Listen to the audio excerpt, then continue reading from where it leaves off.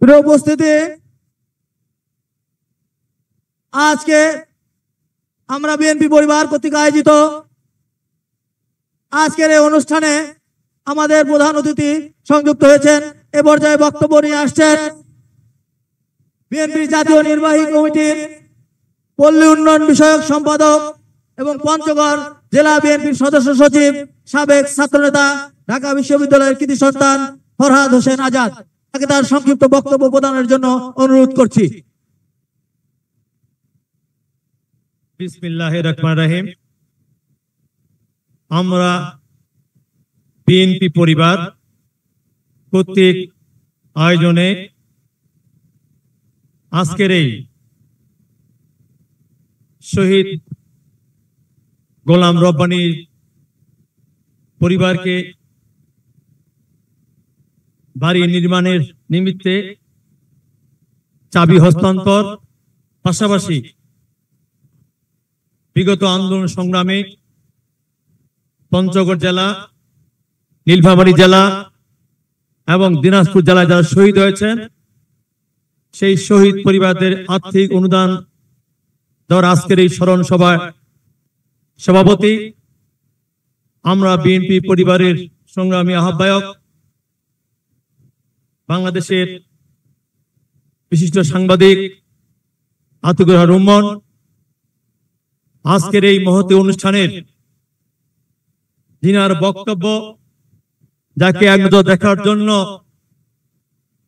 এই অত্র এলাকার মানুষ, পঞ্চগড় দিনাজপুরের শহীদ পরিবার সহ সর্বস্তরের মানুষ দীর্ঘক্ষণ অপেক্ষা করছেন। আমরা বিএনপি পরিবারের প্রধান পৃষ্ঠপোষক, বিএনপির সংগ্রামী ভারপ্রাপ্ত চেয়ারম্যান, আমাদের সকলের প্রিয় জননেতা তারেক রহমান, মঞ্চে উপস্থিত বিএনপির সংগ্রামী সিনিয়র যুগ্ম মহাসচিব, ছাত্র রাজনীতির জীবন্ত কিংবদন্তি রুহুল কবির রেজভী, বিএনপির সাংগঠনিক সম্পাদক আসাদ হাবিব দুলু সহ উপস্থিত বিএনপির বিভিন্ন পর্যায়ের নেতৃবৃন্দ, আমরা বিএনপি পরিবারের নেতৃবৃন্দ, সাংবাদিক ভাইরা, শহীদ পরিবারের নেতৃবৃন্দ, কারা নির্যাতন সদস্যবৃন্দ এবং সমবেত ভাইরা, আসসালামু আলাইকুম।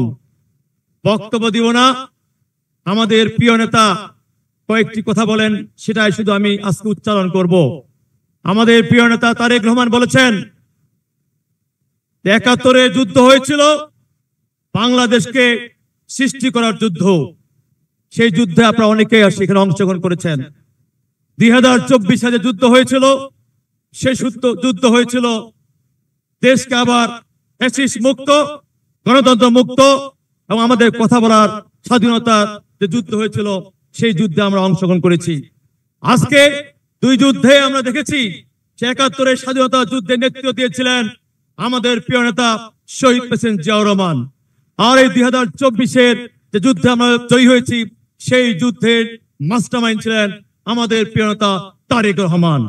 প্রিয় ভাইরা আমার, আজকে আমি শুধু বলতে চাই, দুই যুদ্ধে জয় হয়েছি, আমরা অনেকের মধ্যে মাথায় নিয়েছি যে হয়তো আমরা ক্ষমতায় চলে এসেছি, কিন্তু আজকের এই শহীদদের স্মরণে সবাই শুধু বলতে চাই, প্রিয় নেতা বারবার আমাকে তাগাদা দিচ্ছেন যে না, সামনে যে নির্বাচনটি হবে সেই নির্বাচনটি হবে ইতিহাসের সবচেয়ে কঠিন নির্বাচন। আসুন সেই ইতিহাসের কঠিন নির্বাচন জয়যুক্ত হওয়ার জন্য আমাদের প্রিয় নেতা যে ৩১ দফা দিয়েছেন, সেই ৩১ দফা মাঠে ঘাটে প্রত্যন্ত অঞ্চলে বাস্তবায়ন করে আগামী দিনে প্রিয় নেতা তারেক রহমানের নেতৃত্বে বিএনপিকে একক সংখ্যাগরিষ্ঠ দলে নিয়ে যাবো, এই পথে রেখে সবাইকে ধন্যবাদ। বক্তব্য শেষ করলাম। সবাইকে ধন্যবাদ। বাংলাদেশ জিন্দাবাদ, খালেদা জিন্দাবাদ, তারেক রহমান জিন্দাবাদ, জিন্দাবাদ, জিন্দাবাদ। সবাইকে ধন্যবাদ। আসসালামু আলাইকুম। হিন্দু ভাইদের আদাব।